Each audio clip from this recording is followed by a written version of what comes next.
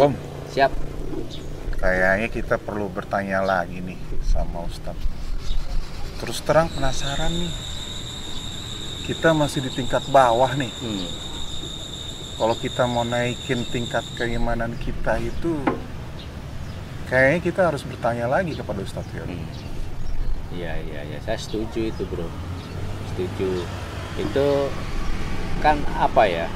Kalau saya sebutkan itu masalah keimanan, keikhlasan, kita yakin ke Allah itu hanya kita aja yang tahu kan ya. Kita sendiri yang bisa merasakan. Jadi kadang kita sendiri kadang sulit untuk mengukur kadarnya itu ya. Kadar keimanan kita, kadar ketauhidan gitu. Makanya kita juga setidaknya kita tahu apa namanya itu ilmunya lah. Kita ingin supaya kita belajar. Kalau kita umpamakan lah, kita sekolah SD lah gitu. Dari kelas 1 naik kelas 2. Nah, kalau SD itu kan faktanya ada soal ya yang bisa kita isi, kita nilai. Kalau nilainya itu pas ujian nilainya 10 atau paling kecil 7, kita naik kelas. Nah, kalau masalah seperti ini kan kita nggak sadar kadang kita kan. Iya. Tingkat keimanan kita itu. Betul. Tingkat keikhlasan kita itu antara kita untuk membedakan kewajiban sama pahala itu ya. Betul. Saya sangat setuju kalau kita minta penjelasan itu. Kita tuh penerapan di kehidupan itu juga sulit, Bu. Nah, betul. Tadi ya kadang karena situasinya yang berbeda kan. Iya, betul. Kadang kita nggak ikhlas. Benar. Kadang kita kondisinya yang lagi mood ikhlas. Iya. Jadi naik tuh. Lagi nggak punya duit nangis. Nah, jadi kita. Itu Pak Yusuf kok bisa ngomong, emang tahu? Begini ya. Nggak tahu kan nggak ikut. Saya kan harus. Oh, udah nonton nih, ya? nonton nih. Nggak, terus terang dulu, udah nonton belum YouTube-nya? Kan waktu itu. Oh, udah nonton. Udah nonton. Jadi kita harus inilah. Jangan katanya. Ya, katanya. Nah, kita kan memang sebaiknya kita harus bertanya kepada Pak Ustadz. Jadi seperti Pak Budi bilang, kita SD, kita dikasih soal, kita tahu berarti kita nilainya segini. Nah, jadi kalau ada guru, kita tuh langkah kita nggak salah. Itu saya setuju. Jangan kita harusnya dari step 1 kita harus ke step 2 dulu. Jangan dari step 1, 2 terus langsung ke 9 atau ke 8, kan nggak kena. Ini bagaimana dengan yang sisanya yang 5, 6, 7 ini kemana? Kita ajak ya. Tapi yang perlu digarisbawahi itu, Pak, kita ingin memahami atau belajar tentang keikhlasan itu, tentang keimanan itu, kita harus ditambahin dengan ilmu yang kita miliki, Pak. Kalau kita nggak punya ilmu basic yang kita miliki masing-masing itu kayaknya sulit untuk memahami Islam. Ya. Kita bertanya ilmu tersebut pada guru. Iya, betul. Berarti kita hari ini atau kapan kita undang lagi? Rencana sore ini habis kita undang lagi ya. Iya. Kita minta pertegas lagi lah gitu. Dia wajak lah. Iya, boleh. Insya Allah. Ilmunya luar biasa nih. Insya Allah ya. Tapi nggak mualaf kan? Oh enggak. Nah, masalah mualaf itu sendiri juga ini, Bro. Jadi begini, saya juga tambahin sedikit ya. Walaupun saya dari kecil belajar ngaji, belajar ini, tapi kan bagaimana yang seperti bilang step-stepnya itu kan tanpa guru saya jelas nggak tahu. Nah, ini dengan kita bertanya ke Pak Ustadz kan kasih, oh Pak, kita nggak bisa langsung melangkah ke sana Pak. Papa mesti ngelewatin ini dulu. Ini yang harus, saya nggak kerjakan seperti itu. Iya. Pak Ustadz akan menerangkan yang sebaik-baiknya bagaimana kita berjalan lah dalam Islam sesuai dengan apa yang diajarkan, sesuai dengan syariat. Saya ngomong tadi mualaf itu bukan karena apa ya? Ya. Bukan karena apa, tapi ternyata mungkin bisa jadi orang Islam pun dasarnya juga nggak tahu. Yang sudah dari kecil lahir sebagai seorang Muslim itu bisa jadi nggak tahu. Nggak tahu karena emang warisan. Karena warisan gitu loh kan. Jadi Ya. makanya saya tertawa itu bukan bermaksudnya untuk ngenyek atau apa, Ya, tapi ya. sebenarnya bahwa yuk kita belajar. Tapi nggak apa-apa. Makanya Emang gitu, bro. jadi tampang saya kayak mualaf ya. Kayak orang Mongol. Tapi yang perlu garis bawain bro, kapan istilah atau predikat seseorang itu dikatakan mu'alafnya berakhir? Ya ketika sudah masuk Islam. Nah, berarti saya jangan disebutkan mu'alaf Yang sebut mualaf kan sih itu dari bukan Masa kita. saya udah apa? Jadi pemirsa, syahadat. kita mulai sekarang nggak boleh lagi nyebut dia mualaf. Islam dong, saya Muslim. Ya. Sudah 46 tahun saya syahadat. Jadi saya udah Islam. Betul. Kalau itu diterapkan terus berarti ente juga mu'alaf bro. Iya, bisa jadi. Iya, karena apa? Karena nenek moyang Kalau orang pelaut. nenek moyang orang Indonesia semuanya dulu Warisan, bro. iya, Warisan. agamanya bukan Islam. Warisan, bro. Begitu para alim ulama Muslim masuk ke Indonesia, Jadilah itu kita jadilah orang Islam. sebagian udah mulai pada masuk Islam. Itu. Ya.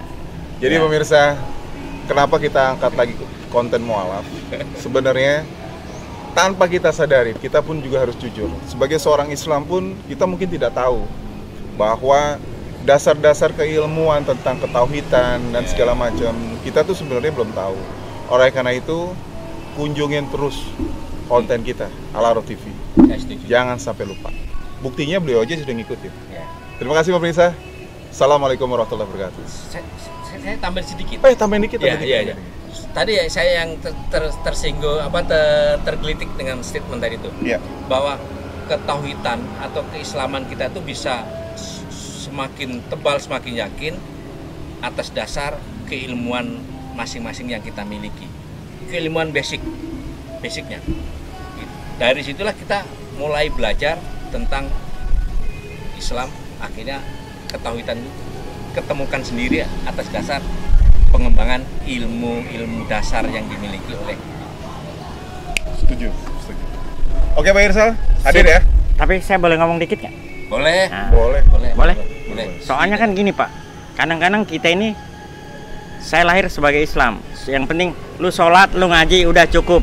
Tapi kan kita nggak pernah belajar ya dengan segala macam, entah dibilang tentang tauhid atau tentang bagaimana syariat apa kan, tanpa belajar kan nggak bisa tahu Pak. Kita cuma tahu sholat ngaji. Sholat ngaji itu kan pada Sholat aja harus belajar, Pak. Iya, biasanya kan dia udah tahu sholat. Nah, jadi untuk kita mengetahui Islam secara menyeluruh, kita kan tetap harus berguru dan belajar Pak.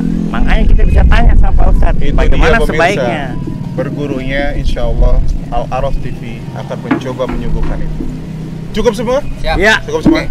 Jadi sore ini bro ya, kita pembelajaran tentang keikhlasan level ketauhidan kita ya. Oke, insya Allah ya. Cukup ya? Ya. Pemirsa, ikutin terus vlog Mualaf Bertanya yang sesungguhnya itu bisa jadi buat diri kita juga yang sudah Islam dari lahir. Terima kasih. Assalamualaikum warahmatullahi wabarakatuh. Waalaikumsalam. A few moments later. Oke, assalamualaikum warahmatullahi wabarakatuh. Waalaikumsalam warahmatullahi wabarakatuh. Alhamdulillah nih sore lagi berkumpul nih. Saudara-saudara, saya pengen menyambung yang tadi. Kebetulan kita sudah bicara nih, kami bertiga di sini, bahwa kita mau melanjutkan tema pembicaraan kita dengan Ustadz Heru. Banyak sekali yang akan kita tanyakan. Pak Budi sudah tidak ini dan sengaja saya kumpulkan di sini teman-teman semua di sini. Oleh karena itu kita langsung aja. Gimana Pak Budi? Kita mau langsung tanya gimana nih Pak Budi? Saya cuma mau bertanya sama Pak Ustadz. Wah. Silakan. Assalamualaikum warahmatullahi wabarakatuh Pak Ustadz. Waalaikumsalam. Alhamdulillah. Saya ingin bertanya Pak Ustadz. Di sesi pertama dibilang tingkatan kita paling rendah adalah mengharapkan surga dan neraka. Tapi Pak Ustadz, saya dengar selama kita masih main riba, doa kita kadang-kadang nggak diijabah sama Allah Pak Ustadz. Apakah itu benar Pak Ustadz? Sedangkan saya ini saya juga tidak tahu, dulu saya bermain di bahasanya di dunia riba, kredit apa segala macam, dan saya pengen hijrah, pengen memulai hidup yang baik, pengen mendapat ridha Allah, dan apa yang saya jalankan, sholat 5 waktu, puasa dan lain sebagainya, mau mengharapkan ya minimal mati masuk surga gitu Pak Ustadz. Insya Allah apakah apa benar adanya seperti itu Pak Ustadz? Wassalamualaikum warahmatullahi wabarakatuh. Assalamualaikum warahmatullahi wabarakatuh. Langsung dijawab ini. Yuk silakan aja Ustaz. Masalah riba tadi ya. Ini sudah ditinggalkan belum, Pak? 98%. Oh, tinggal dikit lagi ya. Insya Allah dalam waktu Masalahnya dekat. dia udah ikhlas apa belum Ustaz? Tinggal ini gitu gitu ya. aja Ustaz. Baik, jadi kita berbicara tentang keikhlasan. Jadi ikhlas itu gini. Ketika kita beribadah kepada Allah, tentu kan tidak boleh kita jadikan ibadah sebagai alat untuk mengejar dunia. Karena dunia itu semegah apapun, sebanyak apapun tetap tidak ada nilainya di sisi Allah Subhanahu wa taala. Sementara ibadah itu sesuatu yang agung. Maka kalau kita menukar sesuatu yang mulia, sesuatu yang agung dengan sesuatu yang remeh, itu kan apa itu namanya? Iya. Ya artinya kan kita bodoh berarti kan. Punya emas yang sangat mahal, punya berlian, kita tukar dengan sesuatu yang remeh kayak sampah misalnya. Bahkan Nabi ngasih gambaran dunia itu kan hanya seperti sayap seekor nyamuk, kan begitu kan? Maka kalau kita mau beribadah kepada Allah dan ibadah itu diterima oleh Allah, maka harus kita ikhlaskan ibadah itu semata-mata kepada Allah Subhanahu wa taala. Jadi poin pertama yang harus dipahami adalah di antara hikmah kenapa kita diciptakan adalah untuk beribadah, tetapi nggak berhenti sampai di situ. Beribadah dengan ikhlas. Nah, itu di surat Al-Bayyinah dijelaskan wa ma umiru illa liya'budullaha mukhlishina lahuddin. Dan tidaklah mereka dan juga kita tentunya tidaklah mereka diperintahkan kecuali untuk beribadah apa? Kepada Allah dalam keadaan mereka mengikhlaskan ibadah itu semata-mata kepada Allah Subhanahu wa taala. Itu poin pertama yang harus dipahami. Jadi kita diciptakan hikmahnya adalah untuk beribadah dengan ikhlas. Kemudian yang kedua, kalau kita pengen benar-benar bisa mencapai pada puncak keikhlasan, maka harus paham dulu hakikat ikhlas itu seperti apa sih? Kan kita sering mengucapkan kata ikhlas, sering mendengar kata ikhlas. Surat Al-Ikhlas juga sering kita baca itu kan. Tapi terkadang ucapan itu hanya berhenti di lisan kita saja. Tidak pernah benar-benar kita pikirkan, kita renungkan makna ikhlas itu apa sih? Kan gitu. Jadi ikhlas itu boleh dikatakan murni, Semata-mata karena Allah. nah kalau air itu khalis, air yang murni. Nah tentu tingkat kemurnian air itu kan juga berbeda-beda. Misalnya gini, kita ngambil air dari keran misalnya, atau air wudhu misalnya. Kalau dalam pandangan mata kita, air itu murni atau tidak? Murni kan? Karena patokannya, standarnya yang kita gunakan untuk mengukur adalah mata kita. Seakan-akan bersih, nggak ada campurannya. Tapi kalau standar itu kita tingkatkan, yang kita jadikan alat untuk melihat bukan hanya mata kita misalnya, pakai alat yang lebih apa namanya? Canggih lagi. Lebih canggih. Kemungkinan di situ masih ada apa? Nah, ada kumannya, ada campuran yang nggak bisa dilihat oleh mata kita. Jadi gambarnya gitu. Secara zahir, berdasarkan pandangan mata kita, air itu murni. Tetapi kalau dilihat lebih detail lagi dengan alat yang canggih, kemungkinan masih ada sedikit kotorannya, entah itu bakteri, kuman ataupun yang lain. Nah, keikhlasan juga begitu. Dalam ibadah juga begitu. Ketika kita ibadah mengharapkan apa? Ridho Allah Ta'ala. Pahala dulu ya, mengharapkan pahala, mengharapkan balasan surga dan dijauhkan dari neraka. Itu kelihatannya ikhlas. Secara zahir kan ikhlas kan? Karena harapnya akhirat. Tetapi kalau dipahami lebih detail lagi, lebih dalam lagi, itu sebenarnya belum ikhlas, masih ada apa? Bumbu-bumbu hawa nafsu. Ya, masih ada sedikit hawa nafsu kita bahwa kita ibadah itu masih memikirkan diri kita sendiri. Padahal harusnya ibadah itu kan untuk Allah. Ya, untuk Allah kan? Harusnya kan gitu. Tapi faktanya kebanyakan kita ibadah malah untuk mikir diri sendiri. Aku ibadah dapat apa nih? Berarti bukan memikirkan haknya Allah, tetapi seakan-akan kita menuntut hak yang akan kita terima. Nah, itu belum pas ya. Kalau penerapannya yang kemarin itu Ustaz, bahwa sesungguhnya level terendah itu tentang keikhlasan adalah kita mengharapkan pahala untuk akhirat Iya. atau untuk surga lah. Itu kan nggak apa-apa kan, Ya, gitu kan. masih boleh. Masih Ibadah boleh. seperti itu boleh. Pak Nanang tadi bertanya, kalau sedangkan saya dulu masih riba nih, terus saya udah melewati riba itu ikhlas sekarang kayak gitu loh. Nah, hubungannya dengan faktor maksiat yang lain untuk meningkatkan keikhlasan kita gimana, Ustaz? Jadi gini, itu kan dua hal yang berbeda ya. Maksiat itu ya dosa. Kalau ibadah itu insya Allah ya satu ketaatan kan begitu. Ya tentu kita nggak bisa mengatakan begini, kalau aku ibadah terus masih maksiat, ibadahku tidak diterima, itu juga kita nggak bisa mengatakan begitu.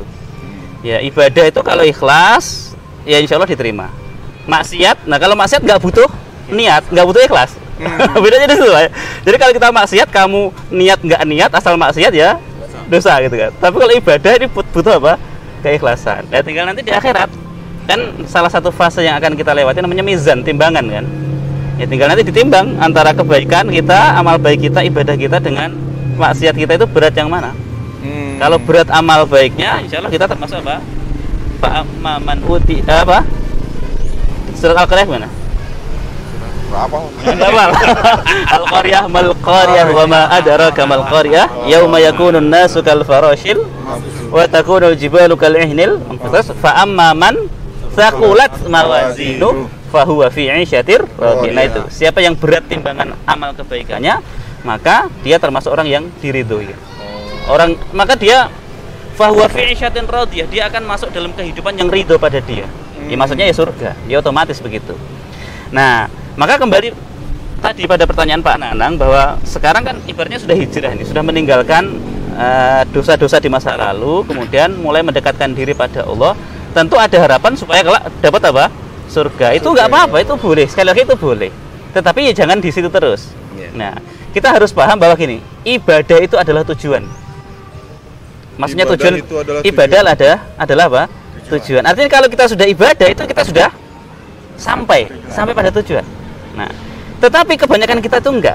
Ibadah itu seakan-akan dijadikan sebagai alat untuk mencapai tujuan yang lain. Nah, itu kan enggak pas. Harusnya kalau kamu sudah ibadah itu kamu sudah selesai, sudah sampai. Sudah sampai, ibarat kita pergi ke Jakarta itu ibadah itu kita pergi ke Jakarta sudah sampai di Jakarta. Tapi kebanyakan kita kan enggak. Kita jadikan ibadah sebagai wasilah saja. Wasilah untuk mencapai apa? Dalam tanda kutip tujuan yang lain. Nah, kayak tadi pengen surga, pengen jauh dari neraka, dapat bidadari dan sebagainya. Nah, kalau saya sih mempunyai pemikiran seperti apa yang kemarin dibahas pada waktu awal, perbedaan antara kewajiban dan pahala. Iya, betul. Pada saat itu Pak Ustadz menyampaikan bahwa derajat yang standar yang terendah pahala itu, keikhlasan itu adalah tingkat ke bawah itu ya. Iya. Dan keikhlasan itu akan mencapai tingkatan-tingkatan yang tertinggi. Iya. Saya mempunyai asumsi Pak Ustadz, apa prosesnya sama seperti kalau saya sekolah gitu ya. Mulai dari SD kelas 1, 2, 3, 4, 5 sampai 6. Iya. Saya mempunyai gambaran seperti itu Pak Ustadz. Jadi tingkatan ikhlas itu mempunyai indikasi sehingga saya keikhlasan keimanan saya sudah sampai yang tertinggi. Gitu. Begitu Pak Ustadz, mohon penjelasannya. Jadi kalau untuk tingkatan keikhlasan tentu kita tidak bisa memperinci sampai ke dalam, kayak kalau SD kan sampai 6 tingkat itu ya. 1, 2, 3. Apalagi kalau lanjut SMP ya tambah 3 lagi, SMP tambah 3 gitu kan. Nah, kita bagi 2 saja. Artinya ketika orientasi kita akhirat untuk dapat surga, supaya nggak masuk neraka, untuk biar dapat kenikmatan yang disediakan oleh Allah, ketemu bidadari misalnya. Berarti ibarat itu ikhlas level bawah. Gitu. Nah, kemudian level yang kedua ya level atas itu aja, level yang tertinggi ketika kita ibadah itu ya sebagai bentuk pengabdian kita kepada Allah Subhanahu wa taala. Karena kita sadar status kita ini sebagai hamba dan tugas hamba adalah untuk mengabdi. Ya, itu saja sudah, bagi 2 saja. Makanya kalau selama ini kita ibadah nih masih pengen dapat surga supaya nggak masuk neraka, ya sesekali dilatih. Ibadahku ya inna sholati wa nusuki wa mahyaya wa mamati lillahi rabbil alamin. Ibadahku, salatku untuk ibadah keikhlasan itu cukup saya pribadi misalnya yang tahu tentang kadar keikhlasannya itu. Iya betul, karena keikhlasan itu nggak bisa dilihat secara zahir. Gitu Pak ya. Nah, sekarang ada pertanyaan yang sifatnya kategorinya kategori ibadah Pak Ustadz. Sebagai contoh nih, ya sebentar lagi kan kita ada musim haji nih. Haji itu kan salah satu rukun Islam. Artinya ibadah, masuk kategori ibadah. Kalau ibadah kan itu seperti Pak Ustadz tadi singgung adalah urusan saya kepada Allah. Artinya orang lain tidak sulit lah sebenarnya untuk mengenalin itu. Tapi faktanya kalau musim haji di kita ini itu disiarkan. Oh gitu. Nah itu gimana dengan keikhlasannya itu Pak Ustadz? Gini Pak, jadi tentu itu dua hal yang berbeda, nggak bisa disinkronkan ya. Gini maksudnya keikhlasan tadi itu kan urusan hati Pak. Adapun kalau dalam muamalah, dalam keseharian misalnya, ada orang mau pergi haji, kan di situ ada adab-adab, ada sunnah-sunnah juga. Di antara sunnah adalah Pak, mengadakan walimatus safar. Tujuannya bukan kok untuk memamerkan ini loh, aku mau haji, bukan itu. Kita nggak boleh seuzon begitu ya. Walaupun mungkin ada yang seperti itu gitu ya. Tapi kita sebagai orang yang nggak ngerti isi hati orang yang mau haji, kita nggak boleh berburuk sangka. Itu mau haji aja pamer. Aku udah haji 3 kali 4 kali biasa aja. Nggak begitu. Nah, mereka atau orang yang mau haji itu mengadakan walimatus safar, ngundang kita, itu tujuannya untuk meminta doa sebenarnya. Meminta doa karena apa? Safar itu kan satu perjalanan yang sangat berat. Bahkan dikatakan safar itu nisful azab, separuh dari azab, siksaan. Maka butuh doa dari orang-orang yang terdekat, orang-orang soleh terutama kan begitu. Nah, kemudian yang kedua tujuannya adalah untuk menitipkan keluarga yang ditinggal. Artinya ini loh aku mau pergi haji, tolong ini keluargaku, nanti kalau salah diingatkan, kalau ada apa-apa dibantu. Itu tujuannya hanya untuk itu, bukan kok pengen memamerkan aku nih bisa haji nih, besok kalau aku pulang kamu harus manggil aku itu sunnahnya haji. Itu diantara adab sunnahnya. Gitu. Nah, gitu. Artinya kan di situ antara wajib hajinya karena sudah mampu dan sunnahnya seperti yang Pak Ustadz sampaikan tadi. Artinya mengutamakan sunnahnya atau wajibnya ini? Itu nggak bisa ditentangkan Pak. Dua-duanya dikerjakan. Nanti gini, poin kita kan gini nih. Jangan sampai kita anggap kalau orang yang mau haji terus ngumpulin orang-orang minta doa terus kita anggap nggak ikhlas. Nggak bisa begitu. Karena ikhlas itu tadi urusan apa? Hati. Jadi contoh gini lah, contoh yang lebih simpel misalnya orang infak. Kita tidak boleh langsung menilai orang yang berinfak secara terang-terangan kita katakan tidak ikhlas, kita nggak bisa. Jadi ini ada orang mau infak terus sampai disuting misalnya. Kita sebagai orang yang tidak bisa menilai isi hati seseorang, nggak ngerti isi hatinya seperti apa, kita nggak boleh mengatakan, oh dia infaknya nggak ikhlas. Oh belum tentu Pak, karena keikhlasan itu urusan hati seseorang dengan Allah Subhanahu wa Ta'ala. Bisa jadi dia infak terang-terangan itu tujuannya untuk apa? Memotivasi yang lain, untuk menggerakkan orang-orang yang melihatnya supaya ikut haji. Kalau haji ya berhaji, infak ya berinfak. Nah, seperti itu. Jadi itu dua hal yang berbeda. Keikhlasan itu urusan hati. Adapun yang dilakukan orang-orang misalnya yang mau haji, mengadakan walimatus safar, minta doa dan sebagainya, itu bagian dari apa? Ya sunnah-sunnah sebelum melakukan safar untuk melaksanakan ibadah haji. Ya adab-adabnya. Pengalaman pribadi saya Pak Budi, alhamdulillah dulu juga saya mungkin punya pertanyaan tentang haji sama dengan Pak Budi. Orang sudah berangkat haji sekali dua kali, kenapa dia terus-terusan berangkat haji? Mau apa gitu? Apa mau showing atau mau tadi bilang ada niatan ria segala macam?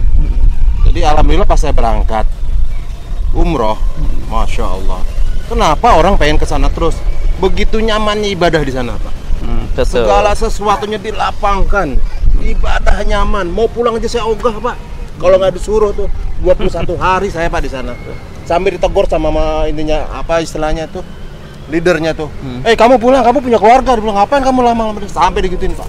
Begitu pulang meninggalin Mekah, masya Allah Pak, nggak berhenti saya nagih sampai Jeddah itu Pak.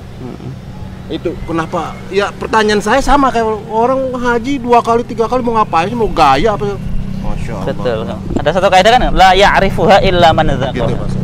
Jadi nggak akan mengerti nikmatnya ibadah di sana itu kecuali orang yang sudah pernah merasakannya. Jadi ya dulu mungkin ya pas Pak Nanang belum ke sana itu kan menganggap itu udah umroh sekali kok. Tiap tahun berangkat umroh. Apa sih maksudnya, kenapa nggak sedekah saja misalnya begitu. Tapi begitu sudah sekali ke sana ternyata ya itu tadi, sana itu kayak magnet yang punya daya tarik sangat kuat sekali. Orang yang belum pernah pergi ke sana pengen ke sana, yang pernah sekali ke sana keinginannya lebih kuat malah, lebih pengen ke sana lagi. Gitu. Jadi itu nggak bisa dijadikan satu kaidah untuk menilai seseorang itu tidak ikhlas gara-gara menampakkan amalnya. Enggak begitu ya. Jadi kalau amal yang kelihatan atau diperlihatkan atau mungkin disiarkan itu ya kita tetap harus berbaik sangka. Nah, selama kita nggak bisa membaca isi hati seseorang, ya kita berbaik sangkanya dia ikhlas. Gitu.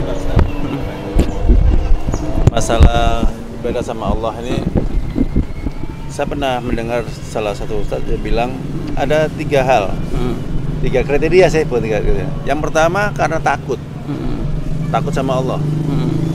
Yang kedua dia semacam kayak berniaga, berbisnis ya, sama Allah untuk nyari pahala. Yang satunya lagi apa Pak? Cinta mungkin. Karena cinta. Karena cinta. Saya karena cinta sama Allah. Saya akhirnya beribadah dengan ikhlas. Betul. Sama kayak istri kita ya. Sama istri akhirnya apapun yang kita lakukan ikhlas itu. Nah, dari 3 kriteria ini Pak Ustadz, itu yang nomor 2 ini yang saya masih agak ragu, itu berniaga, berdagang sama Allah. Jadi seakan-akan saya ingin nyari untung. Nyari untungnya, yaudah aku sudah 5 waktu sholatnya. Saya pengen saya bisa mendapatkan surganya Allah nanti. Saya pengen rezeki saya dilancarkan. Betul.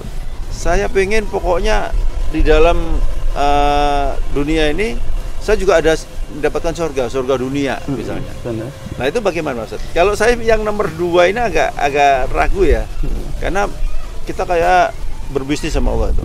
Kalau yang pertama jelas takut dengan Allah, ya jelas takut, kita mau berbuat maksiat pun takut, karena sudah kayak Allah itu kayak CCTV melihat terus gitu kan.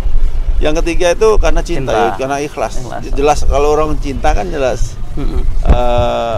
apapun dilakukan lah gitu kan untuk mendapatkan. Gimana Pak Ustadz? Orang yang berniaga tadi ya. Jadi dari 3 tingkatan tadi, tentu yang paling bagus itu yang nomor 3 ya. Yang ibadah karena cinta dulu ya. Kalau orang itu sudah jatuh cinta, itu akan bisa memberikan energi yang tanpa batas. Dia akan kuat beribadah meskipun lama. Ini kayak Nabi Muhammad, beliau sholat tahajud itu bukan hanya 20 menit, tapi dari tengah malam sampai menjelang subuh. Beliau kuat berdiri selama itu motivasinya apa? Cinta. Jadi orang yang jatuh cinta kan ada slogan kan? Lautku seberangi, gunung kudaki. Itu kan slogannya orang yang sedang jatuh cinta. Kalau nggak jatuh cinta nggak akan sanggup nyeberangi lautan itu. Tapi karena cinta maka apapun dilakukan demi yang dicintai. Maka ibadah yang terbaik itu yang dasarnya karena cinta. Nah, adapun yang kedua tadi, ibadahnya seorang pebisnis. Jadi seakan-akan gini, dia melakukan jual beli transaksi dengan Allah Subhanahu wa taala. Maka ini dibagi 2. Kalau dia mengharapkan keuntungan duniawi, maka tidak disebut ikhlas. Tapi kalau dia mengharap ya keuntungan akhirat, ya dapat pahala, dapat surga, maka itu sudah disebut ikhlas yang level bawah tadi. Nah, jadi dikembalikan saja, ketika dia ibadah berdagang dengan Allah itu niatnya untuk dunia atau untuk akhirat. Kan ada orang yang ibadah untuk dunia kan, misalnya aku sedekah biar duitku makin banyak, sedekah 1 biar dapat 700 kan begitu. Itu berarti dia mengharapkan dunia, dia berbisnis dengan Allah. Al-Baqarah 261. Ya betul, di surat Al-Baqarah ya. Nah tapi kan harusnya ketika dia bersedekah itu kan, kalaupun mengharapkan balasan 700 kali lipat, itu kan harusnya di akhirat kan seperti itu. Nah maka orang yang berbisnis dengan Allah dilihat, kalau orientasinya untuk dunia saja, maka itu belum ikhlas.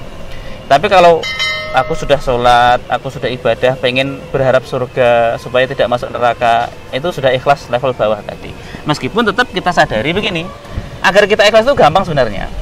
Kita sadar bahwa amal kita itu nggak bisa memasukkan kita ke dalam surga. Contohnya gini, kalau kita pas kepikiran aku mau sholat biar dapat surga. Lagi diingat-ingat bahwa yang memasukkan kita ke dalam surga itu bukan sholat kita kan. Dari situ kan harusnya kita berubah pikiran kan. Loh, kalau aku sholat pengen dapat surga, sementara aku tahu yang memasukkan ke dalam surga bukan sholat, tetapi rahmat. Nah, itu kan di situ. Rahmat Allah lah yang akan memasukkan kita ke dalam surga.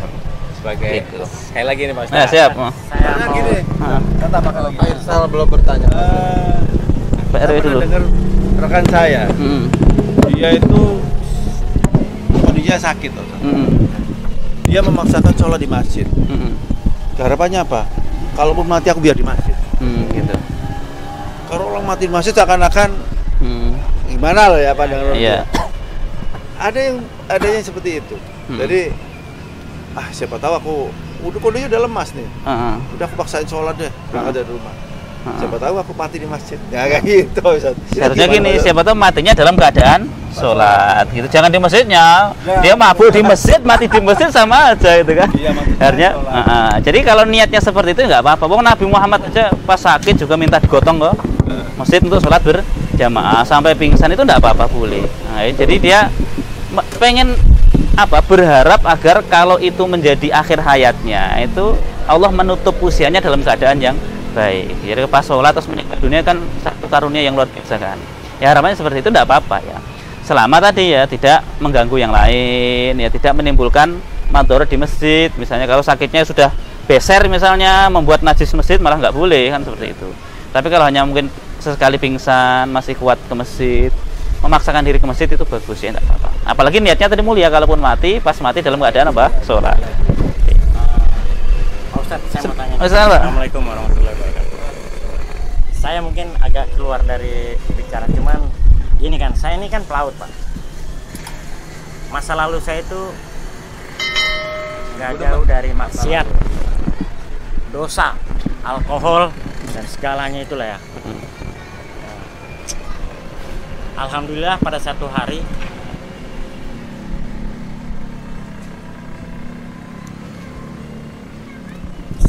saya baca itu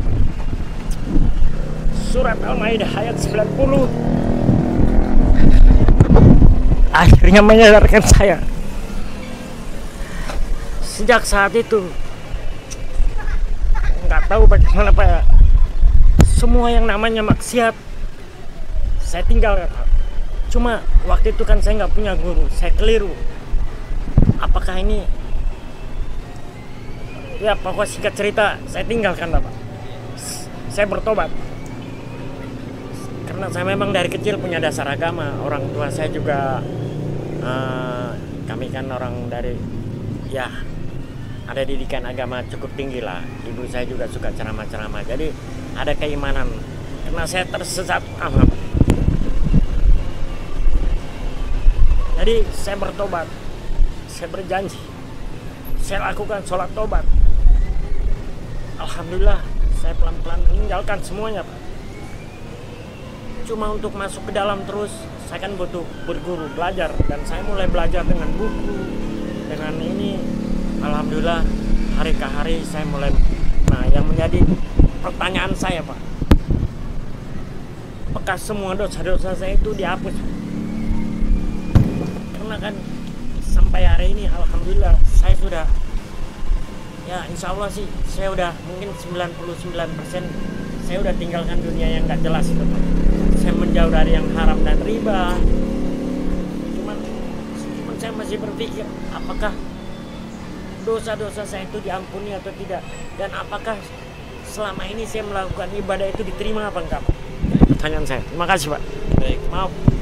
Jika ada seorang hamba di masa lalunya dia melakukan dosa sebanyak apa, bahkan sebanyak itu dilakukan, dan dosa bapak insya Allah nggak sebanyak itu. Lalu dia datang kepada Allah, mengetuk pintu taubat, nanti bertaubat kepada Allah, maka Allah akan datang kepada dia dengan ampunan sebanyak itu. Bahkan ada satu kisah kan yang masyhur sekali, ada orang sudah membunuh 100 orang. Pernah dengar sejarahnya, Pak? Awalnya 99 gitu kan. Akhirnya dia tanya pada guru, ternyata gurunya salah. Gurunya hanya ahli ibadah yang nggak punya ilmu. Ya tanya aku sudah urus 99 orang pengen taubat, bisa enggak? Karena dia nggak bisa, dosanya terlalu banyak kan. Dia marah, pedangnya cabut dibunuh sekalian, genap 100. Nah, setelah membunuhnya 100, dia nyesel lagi, terus tanya pada seorang alim, orang yang seperti ini. Aku sudah membunuh 100 orang, dosaku banyak, bisa taubat apa enggak? Dia jawab bisa. Siapa yang bisa menghalangi seorang hamba dari bertobat? Akhirnya apa? Dia dikasih nasihat untuk meninggalkan kampung halamannya dengan harapan supaya dia tidak lagi terpengaruh oleh kawan-kawannya. Ternyata di tengah perjalanan dia Allah takdirkan meninggal dunia. Dan ternyata di akhir itu dia meninggalnya dalam keadaan mendapat rahmat dari Allah Subhanahu wa taala. Maknanya taubatnya diterima oleh Allah. Nah, dosa Bapak itu saya yakin nggak sampai membunuh 100 orang. Jadi Bapak jangan berkecil hati. Bapak bersyukur hanya karena wasilah satu ayat yang Bapak baca itu bisa mengetuk pintu hidayah. Ini Bapak bisa meninggalkan dunia kelam lalu berangsur-angsur bertahap ke arah yang lebih baik. Itu satu karunia yang luar biasa loh Pak. Banyak dulu ada ulama yang kayak gitu Pak. Dia begal, maling, dia taubat itu gara-gara mendengar satu ayat. Terus akhirnya jadi ulama. Siapa tahu Bapak sekali lagi jadi ulama kan gitu. Itu seperti itu. Jadi nggak usah berkecil hati. Ayat 90 kan tentang apa? Haramkan khamr termasuk apa? Najis, perbuatan setan dan sebagainya. Itu Pak ya, jadi nanti nggak usah berkecil hati, yakin saja terus perbaiki diri ya. Di antara tanda tobat seorang diterima itu apa?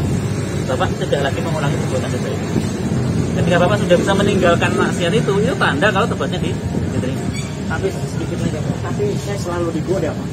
Selalu ya apa? Saya pun kan saya kan memang sulit Pak. Saya sudah mencoba, cuma selalu ada godaan-godaan. Alhamdulillah ya, saya sudah mulai pelan belajar dengan sholat malam. Jadi makin digoda sih. Cuman alhamdulillah, insya Allah kan saya berharap kalau saya dipanggil Allah itu dalam keadaan itu Pak. Jadi kalau orang itu sudah menyatakan beriman, ya ujiannya semakin kurang. Ibarat pohon semakin tinggi, ya anginnya semakin besar. Itu kita aja. Hanya dengan berkumpul dengan teman-teman yang baik itu, insya Allah kita paling baik. Teman-teman orang soleh, teman-teman Pak Budi, iya. Insyaallah sedang bertemu sama Pak satu lagi. Jadi meminggirkan gitu Bapak. Ini nggak ada dikat-katnya nih terus aja. Cukup barangkali. Cukup kali ya. Gitu kali. Jadi memang dari tadi asik banget sih, dengar aja nih, terima banget. Ternyata ikhlas itu butuh pengorbanan ya. Butuh pengorbanan dan juga yakin banget. Jadi dalam arti kata, kita bisa ibadah pun kita udah dapat rahmat itu. Ya kan? Itu sudah sampai di situlah gitu maksudnya. Tujuan kita sudah sampai. Cuman yang jelas tentu keikhlasan kita harus terus menerus diperbarui lah secara menurut saya. Dengan adanya kita terus salah satu yang belajarlah gimana. Insya Allah cukup. Mungkin ada yang mau bertanya lagi. Oke, cukup ya. Oke, saya rasa untuk masalah ikhlas ini kita sudah cukup ya. Untuk next mungkin kita akan garap di konten yang lain atau tema-tema yang lain. Oleh karena itu, mari saudara-saudaraku sekalian, kita ikuti terus channel ini. Semoga Al-Araf TV semoga bisa jangan lupa subscribe, share dan like untuk saudara-saudara sekalian. Terima kasih. Assalamualaikum warahmatullahi wabarakatuh. Waalaikumsalam.